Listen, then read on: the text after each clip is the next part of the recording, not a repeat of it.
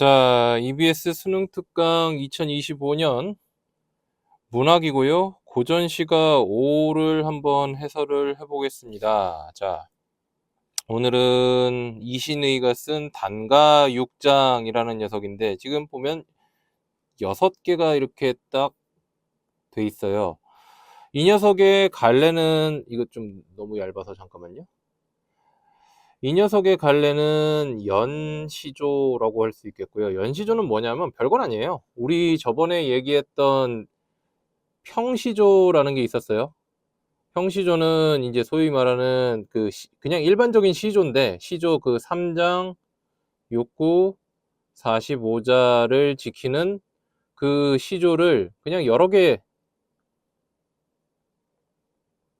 묶어 놓은 거라고 생각을 하시면 됩니다. 자, 그래서 이 연시조 같은 경우에는 주제면에서도 그 평시조랑 그렇게 크게 달라지는 거 없어요. 자, 제가 저번에 뭐라 그랬죠? 시조 같은 경우에는 선비들이 쓰는 거기 때문에 첫 번째 선비들이 시조의 주제는 선비들이 뭐 지켜야 할 도리, 충, 효, 예, 이게 이제 변하지 않아야 된다 그랬죠. 그리고 두 번째 아니면 풍류, 이제 뭐 자연 속에서 술 마신다, 이런 얘기가 나오는 게 거의 다다. 오늘 나온 단가 6장은 어떤 얘기를 다루고 있는지 한번 봅시다. 자, 1장 장부의 할 사업, 이제 하올은 그냥 할 사업이에요. 할 일, 아는가 모르는가. 효제 충신, 자, 효도. 제, 형제끼리 잘 지내는 거. 충, 임금님께 충성. 신, 친구들이랑 믿음 있게 지내는 거. 그죠? 딱 그거죠. 그거 말고 할 일이 또 있는가? 어주버는 라고 생각하시면 됩니다. 감탄사입니다. 인간의 도리에 할 일이 다만 이것인가 하노라 라는 얘기죠. 자, 남산에 많던 소나무가 어디로 갔단 말인가? 난 후에 부근이, 지금 부근 여기서 별표 뭐라고 해놨어요? 큰 도끼와 작은 도끼를 통틀어 이르는 말, 이렇게 했는데 이거 사실 역사적인 그 맥락이 있긴 하거든요. 나는 사실은 이거 아무리 내신이라도 여기까지 가지는 않을 것 같긴 한데 그 조선시대 사건 중에 인목대비 폐위 사건이라는 게 있습니다. 그러니까 정치적 사건인데 그거 이후에 북은 도끼들이 그다지도 날랬는가, 내버려둬라, 비와 이슬이 곧 깊으면 다시 볼까 하노라. 이제 쉽게 얘기하면 이거죠. 소나무들이 다 어디 갔냐. 야, 도끼가 그렇게 빨리 잘라냈단 말이야? 아이, 내버려둬. 비랑 이슬이 다시 내리면 다시 볼 수 있겠지. 자, 표면적인 해석은 그거거든요. 그런데 여기 상징적인 게 들어가 있습니다. 자, 소나무잖아요. 자, 우리 저번에 제가 사군자라고 해가지고 이 사군자는 뭐라 그랬어요? 군자는 그 유교에서 얘기하는 완성형 인간이라 그랬죠? 그래가지고 이 선비들이 자연에서 그 완성형 인간의 그 특성을 가진 식물들 4개, 매화, 난초, 국화, 그리고 대나무, 이 매란국주 4가지를 소재로 삼아 가지고 시조를 쓰는 경우가 되게 많다 그랬는데 여기 플러스 알파가 있습니다. 소나무도, 왜냐하면 소나무도 사시사철 푸르잖아요. 푸름이 안 변하죠. 그래서 이 사군자랑 더불어 가지고 플러스 알파로 그 선비들을 가리키는 상징으로 사용되는 경우가 되게 많아요. 그러니까 소나무를 충신 아니면 뭐 선비 이렇게 생각을 해도 뭐 별 무리 없습니다. 그러니까 임목대비 폐회의 사건이라는 사건이 있었을 때 충신들이 많이 죽었겠죠. 근데 비와 이슬이 곧 깊으면 다시 볼까 하노라. 그러면 그 충신들을 자라나게 하는 이 비와 이슬이 뭘까요? 이거는 뭐 이러 정도 되겠죠. 임금님의 은혜 정도 되겠죠. 이런 식으로 어거지로 맞춰 나가는 거예요. 자, 창밖에 가는 비가 오고 뜰가에 제비가 나니. 자, 이 새우랑 제비 같은 경우에는 계절감을 느끼게 하는 겁니다. 무슨 계절일까요? 봄이죠.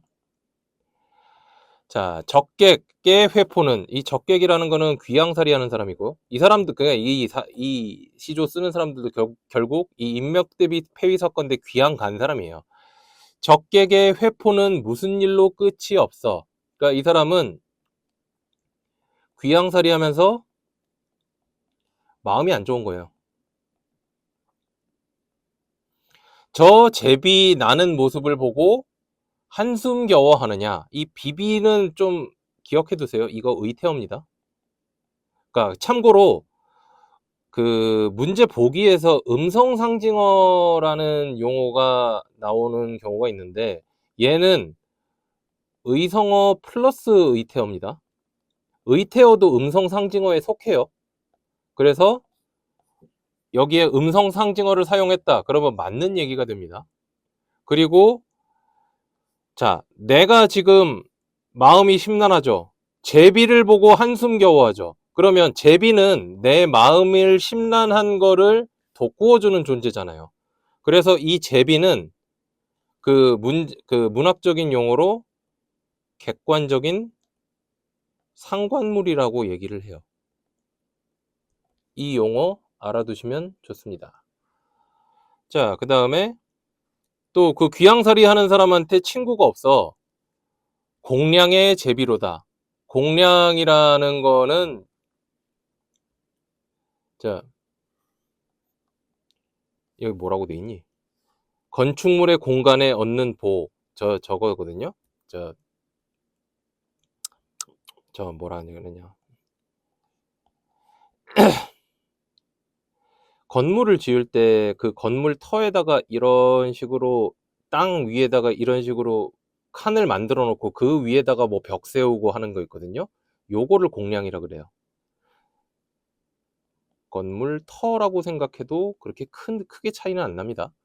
자, 공량의 제비로다. 그러면 이 제비가 뭐라고? 이게 내 친구다. 하루 종일 하는 말이 무슨 이야기 하는가? 아, 내가 이야기한 걱정은 널로만 하노라. 너보다 많구나. 자, 인간의 감정이 있는 친구는 밝은 달밖에 또 있는가? 천리를 멀다고 하지 않고 가는 데마다 따라오니. 그러니까 달은 당연히 따라오죠. 아, 반가운 옛 친구가 다만 너인가 하노라. 그러니까 이거는 달에 대한 예찬이 있죠. 그리고 달이 친구이라는 얘기고. 그러니까 설월에, 자, 설월이니까 또 계절감이 있죠. 겨울이죠. 자, 그리고 매화를 보려. 매화는 아까 말했죠. 이거 4군자 중에 하나고. 자, 매화는 보통 지조 있는 선비를 상징합니다. 근데 왜 매화를 겨울에 해요? 얘 겨울에 피거든요. 겨울에 피니까 되게 지조 있는 선비, 고난을 견디는 선비의 이미지가 있는 거예요. 자, 매화를 보려고 잔을 잡고 창을 여니 섞인 꽃 여윈 속에 잦은 것이 향기로다. 그러니까 향기가 가득하다 이 얘기죠. 아, 호접은 나비예요. 나비가 이 향기 알면 되게 흥분할까 하노라. 근데 나비가 없겠죠. 왜? 겨울이니까. 그 얘기입니다. 자, 요거 갖고 한번 문제를 풀어보도록 합시다. 1번. 윗글에 대한 설명으로 가장 적절한 것은 1번. 일장은 물음의 방식을 통해 기존의 통념에 대한 의문을 제기하고 있다. 일장은 뭐 장부에 할 일이 더 있냐라는 얘기잖아요. 그 의문을 제기하는 거 아니죠. 자, 장부에 할 일은 그거다라고 확신하는 거죠. 자, 제2장은 상징적 자연물을 통해 화자가 처한 상황을 변화시키기 위한 의지. 2장은 무슨 내용이었어요? 솔이 어디 갔단 말인가? 도끼가 그렇게 빨랐단 말인가? 임금님의 은혜가 있으면 다시 보겠지. 그러니까 의지가 아니죠. 자, 3장과 4장은 3장은 4장과는 달리 말을 건네는 방식을 통해 대상과의 친밀함을 강조하고 있다. 3장은 제비를 보고 한숨 겨워한다. 4장과 다르다 그랬잖아요. 3장에서 말을 제비한테 안 걸죠. 안 걸죠. 자, 4장은 청각적인 이미지를 통해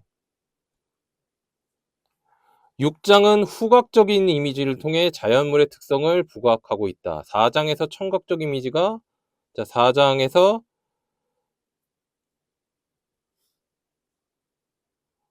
적객에게 벗이 없어 공량의 제비로다. 종일 하는 말이 무슨 이야기하는가. 청각적 이미지가 있죠. 말한다 그러니까. 자, 6. 향기. 후각적 이미지 있죠. 그러니까 자연물의 특성을 부각하고 있다. 4번이 적절하겠죠.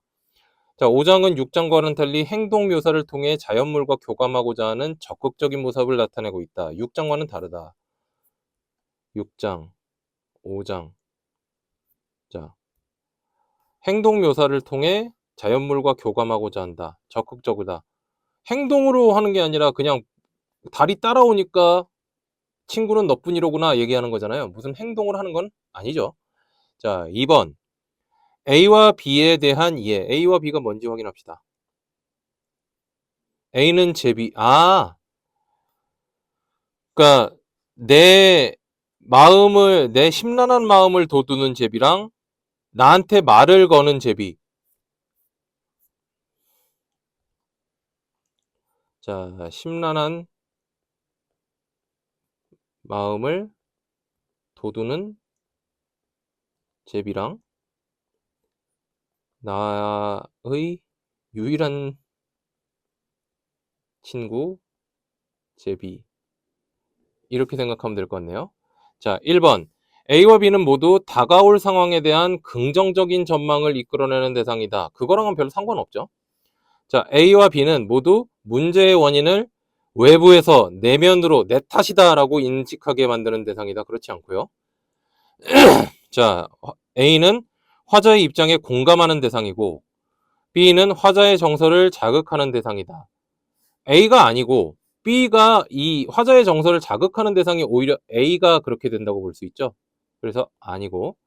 자, A는 화자의 시름을 깊게 만드는 대상이고 B는 화자가 자기의 걱정을 풀어내는, 이야기하는 대상이다. 그래서 4번이 맞겠죠. 자, 3번으로 갑시다. 보기를 바탕으로 윗글을 감상한 내용으로 적절하지 않은 것은 단과 6장은 귀향살이를 하는 작가의 삶에 대한 성찰과 불안감, 답답함과 외로움 등 복잡한 신경이 잘 드러난 작품이다. 정치적 격변기를 살면서 임진왜란 때 의병했던 사람이고 그 란이 끝나고 나서는 벼슬 해가지고 덕망을 떨치기도 했대요.